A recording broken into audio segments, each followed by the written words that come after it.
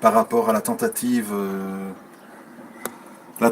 d'assassinat de l'imam Rachid El Jaï à Brest. Je vais être bref. Euh, Tout d'abord, ça ne m'étonne pas, avec tout le battage médiatique, la désinformation qui règne, que des esprits fragiles passent à l'action. C'est la même chose que dans les populations désœuvrées musulmanes. C'est facile à manipuler, les gens qui sont émotifs, qui sont sur les nerfs, qui sont, euh, qui sont mal dans leur peau. On rentre directement dans le discours victimaire. Donc c'est pas de leur faute. Ils sont désœuvrés, ils sont pas bien dans leur peau, ils souffrent. Alors c'est normal qu'ils tuent des gens en fait. Sauf que là, il s'agit pas d'un attentat classique, puisque l'auteur de la tentative d'assassinat a laissé un courrier où il dit qu'il a été forcé de commettre l'acte. Et donc ça n'a rien à voir avec, un point de vue idéologique, une appartenance à l'extrême droite ou la haine de l'islam. C'est juste une victime, apparemment, selon son propre témoignage, une victime qui est devenue coupable, en fait. Parce qu'on l'a forcé à commettre un acte qu'il ne voulait pas commettre, parce qu'on l'a fait chanter, parce qu'on l'a menacé, lui et sa famille. Rien ne permet pour l'instant de dire que c'est un acte terroriste. On ne peut pas confondre cette personne avec les auteurs d'actes terroristes, les musulmans qui commettent des actes terroristes. Pourquoi ? Parce que les musulmans qui commettent des actes terroristes le font par idéologie, par haine de l'Occident, du blanc, de la chrétienté, ce qu'ils considèrent comme étant des pays de koufar, des peuples de koufar. Si ça aurait été un rabbin, tout le monde aurait hurlé à l'injustice. Ça sert à rien de dire ça. On a déjà compris depuis longtemps, le un poids, deux mesures, c'est comme ça. Concernant le deux poids, deux mesures du traitement médiatique, politique de l'affaire, je suis tout à fait d'accord. C'est une réalité, c'est même une évidence. Ça fait très longtemps que ça dure. Ça fait très longtemps que ceux qui suivent ce genre de sujet l'ont constaté. N'importe quelle pratique de l'islam est devenue une source d'interprétation de radicalisme. Ne pas donner la main, ne pas écouter de la musique, avoir une barbe ou que sais-je. Tout est bon. Donc ça ne sert à rien de raser les murs, de jouer les bisounours. On n'est pas méchant, ça sert à rien. L'attitude beaucoup plus noble et chevaleresque, c'est de dire on suit notre religion, on veut provoquer personne, on n'est pas pour la haine et l'injustice et l'attaque contre des civils. Votre avis ne nous intéresse pas. Nous, on fait notre vie et on se débrouille pour suivre nos préceptes. Mais quand on dit on, concrètement, on représente qui ? Est-ce qu'on représente les Daeshiens ? Est-ce qu'on représente les musulmans dits modérés ? Est-ce qu'on représente les musulmans homosexuels ? Est-ce qu'on représente les musulmans soufis ? Est-ce qu'on représente les chiites, les sunnites ? Ensuite, dire on ne veut provoquer personne, qu'est-ce que ça veut dire exactement ? On voit dans les faits qu'il y a de la provocation. Par exemple, si on prend le cas du Burkini, à Grenoble où ça s'est passé récemment, ou bien ailleurs, tous les cas donc, de tentative d'imposer le burkini dans les piscines, on voit bien que c'est une forme de provocation. Et c'est pas seulement le burkini, c'est d'autres choses. C'est le fait de faire les prières dans les rues, c'est le fait de réclamer la viande halal dans les cantines. Que les gens suivent leur religion, ça c'est pas un problème. Le problème, c'est de vouloir imposer ta religion aux autres, quelle que soit ta religion. Ou bien te servir de la religion pour dominer les autres. Dire on n'est pas pour l'attaque des civils, la haine et l'attaque des civils, c'est une manière de voir. Mais en islam, d'après les textes, si on s'appuie dessus, il y a des raisons qui pourraient motiver des musulmans à s'en prendre à des civils et à être haineux envers les autres. Surtout si ces civils, en fait, sont vus comme appartenant à un corps ennemi qu'il faut anéantir ou qu'il faut conquérir pour en faire un État islamique. Il faut parler clairement. Il faut pas tourner autour du pot en disant oui, il faut s'assimiler en donnant un prénom français. Les boucheries halal, c'est scandaleux, les cantines, les accompagnatrices voilées. Soit on accepte qu'un pourcentage de la population française de souche ou d'immigration est musulmane. On l'accepte comme l'Amérique le fait, comme le Canada le fait, comme l'Angleterre le fait. Ou soit on ne l'accepte pas. Et si on ne l'accepte pas, eh bien, on jette tout le monde à la mer, on parachute tout le monde en Afrique, en Arabie, ou on met tout le monde dans des camps. Alors si en France et en Europe, il y avait véritablement une haine anti-islam et anti-musulman, qui avait des actes terroristes contre les musulmans, on pourrait vraiment s'inquiéter. Le truc, c'est que les musulmans en Europe, comme les pratiquants d'autres religions, sont tout à fait libres. Ils peuvent faire ce qu'ils veulent. Ils ont des possibilités même qu'ils n'ont pas dans leur propre pays d'origine, c'est-à-dire dans les pays musulmans. Ils ont beaucoup plus de liberté ici, liberté de penser, liberté de parler, etc. Ils ont les mêmes droits que les autres citoyens. Le problème, c'est que lorsque on a des revendications et qu'on veut aller contre les lois du pays, contre la culture du pays, contre les mœurs du pays, à ce moment-là, ça peut poser problème. Et c'est ce qui se passe en réalité. Par exemple, lorsqu'on parle des prières de rue, en disant voilà, les musulmans sont très nombreux à aller, sont très pratiquants, sont très nombreux à vouloir aller prier le vendredi dans les mosquées, mais malheureusement il n'y a pas assez de mosquées, donc il n'y a pas assez de place, alors ils prient dans la rue. Pourquoi à ce moment-là ne s'organisent-ils pas comme les juifs par exemple, qui eux construisent leur synagogue, s'organisent par eux-mêmes?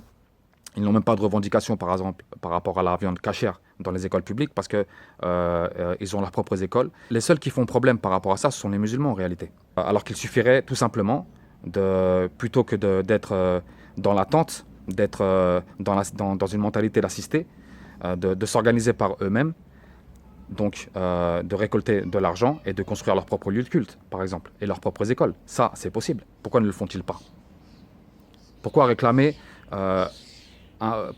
au pays d'accueil et au peuple qui les accueille de se soumettre à leurs revendications et à leur volonté? Si la France et l'Europe étaient islamophobes, on ne verrait pas des grandes mosquées immenses se construire partout dans les grandes villes. Barcelone, il y a un projet de construction d'une grande mosquée à Barcelone, Strasbourg, toutes les grandes mosquées qui ont été construites l'ont été avec l'autorisation du gouvernement. On ne verrait pas autant de restaurants halal, de commerces halal. Au niveau de l'immigration, il n'y aurait pas autant d'immigration venue d'Afrique du Nord ou subsaharienne, majoritairement musulmane donc. Si la France et l'Europe étaient islamophobes, anti-islam, il n'y aurait pas des programmes de rapatriement des djihadistes, c'est-à-dire des daéchiens qui sont donc des ennemis de la France et qui ont commis des actes de trahison envers notre pays. Les gouvernements, les médias, les grands patrons, ils sont tous d'accord. Il faut faire venir un maximum de musulmans en Europe. Et je pourrais, comme ça, continuer, rajouter des faits qui prouvent que la France et l'Europe ne sont pas islamophobes et anti-islam. Il faut donc arrêter avec ce discours victimaire. Ça ne sert à rien de se plaindre et de quémander. Ce qu'il faut, c'est s'organiser. C'est que donc, les musulmans s'organisent et fassent les choses par eux-mêmes, sans attendre quoi que ce soit, parce qu'ils ont la possibilité en France de le faire, en Europe de le faire. Ils peuvent tout faire en Europe, mais il faut qu'ils s'en donnent les moyens. Ce qu'il y a, c'est que quand les musulmans posent problème, ils tombent sur des oppositions. C'est logique. Parce qu'au bout d'un moment, c'est normal que les peuples réagissent et qu'ils refusent de se laisser faire. Pourquoi? Parce que ça va trop loin. Et n'oublions pas qu'il y a eu de nombreux attentats sur le territoire européen. Et beaucoup d'attentats en France. Des attentats meurtriers qui ont tué des centaines de personnes innocentes. Par idéologie, selon une conception, une vision de l'islam, mais qui existe dans les textes. Parce que sinon, il pourrait s'appuyer sur quoi en fait? Sur rien. À ce moment-là, ce serait un pur fantasme, comment dirais-je? Ce serait quelque chose sorti de leur imagination, une vision obscure, ténébreuse, diabolique. Mais non, là, c'est pas ça, c'est pas le cas. Tous ceux qui commettent des attentats s'appuient sur les textes. Les gens, les groupes auxquels ils appartiennent s'appuient sur les textes, le Coran et la Sunna. C'est-à-dire le Coran et les hadiths. On ne peut pas comme ça les disqualifier et dire que ce ne sont pas des musulmans ou que ce sont de mauvais musulmans. Parce que dans une discussion avec argumentaire, ils pourraient très bien sortir les hadiths et les versets sur lesquels ils s'appuient pour justifier leurs actes, leur politique, leur vision du monde. Ils pourraient même s'appuyer sur ces textes pour prouver que ce sont les musulmans dits modérés ou autres qui sont égarés, qui sont en tort. Et on a tous des esprits fragiles, comme en Nouvelle-Zélande et maintenant en France, de gens qui passent à l'acte. Ça va mener à quoi? On veut une guerre civile? Parce que ça manque pas d'esprits fragiles dans les cités. C'est pas tous des gens très spirituels qui vont chipoter et qui vont dire Le djihad, c'est dans les cœurs. Djihad al-Nefs, c'est des gens, ils n'attendent que c'est comme un baril de poudre, ils n'attendent qu'à démarrer au quart de tour. Je ne crois pas que c'est un bon calcul, la guerre civile. Rappelez-vous que les gens les plus sauvageons, les plus armés, les plus sans pitié, ils ne sont pas à Neuilly-sur-Seine ou à Aix-en-Provence. Hein. Ils sont dans les cités, des gens qui sont habitués, avec des fusils, les drogues, etc. Donc il ne faut pas souhaiter provoquer ces gens-là. Ça parle de guerre civile concernant la provocation faite aux gens donc, qui habitent les quartiers populaires qui sont majoritairement musulmans. Alors qu'en fait, c'est le peuple qui subit la violence terroriste dont devraient s'inquiéter certains, dont devraient se préoccuper certains, plutôt que de ceux qui appartiennent au camp d'où viennent ces terroristes. Parce que les victimes, en l'occurrence, ce sont les Occidentaux. Et ceux qu'on provoque par les attentats terroristes, qui sont aujourd'hui très nombreux, ce sont les Occidentaux. Donc de qui on devrait craindre la colère, la révolte? Des Occidentaux.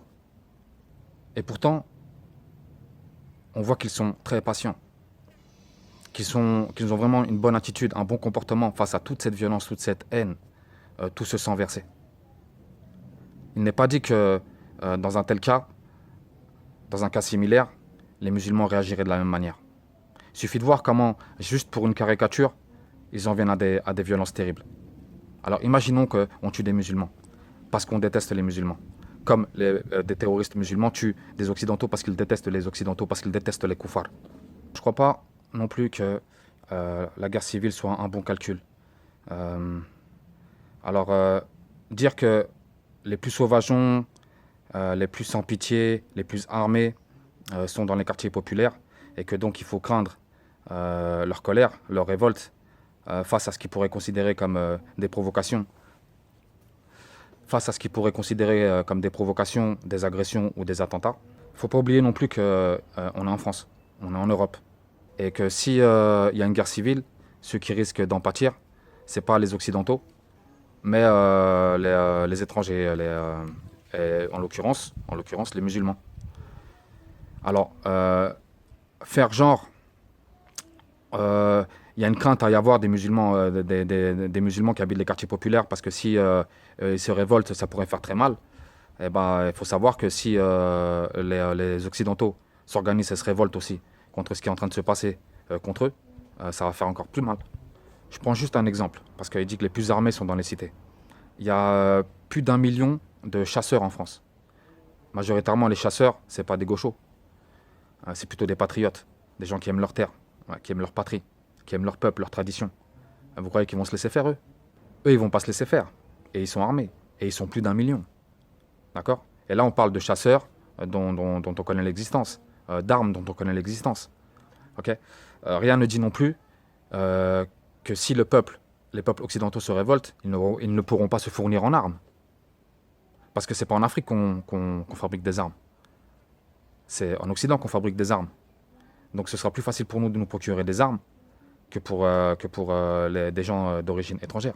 Et puis il y a aussi le soutien de pays qui n'ont pas des gouvernements soumis comme les nôtres. Par exemple la Russie. S'ils doivent intervenir, soutiendront les peuples occidentaux et fourniront en armes les peuples occidentaux. Sans parler du soutien militaire et du fait qu'ils pourraient rentrer sur le territoire européen pour régler un peu tout ça. Donc ça sert à rien de vouloir faire peur avec les mecs des cités qui pourraient se révolter parce qu'ils sont très armés et qui sont très méchants, etc. et qui peuvent faire beaucoup de mal.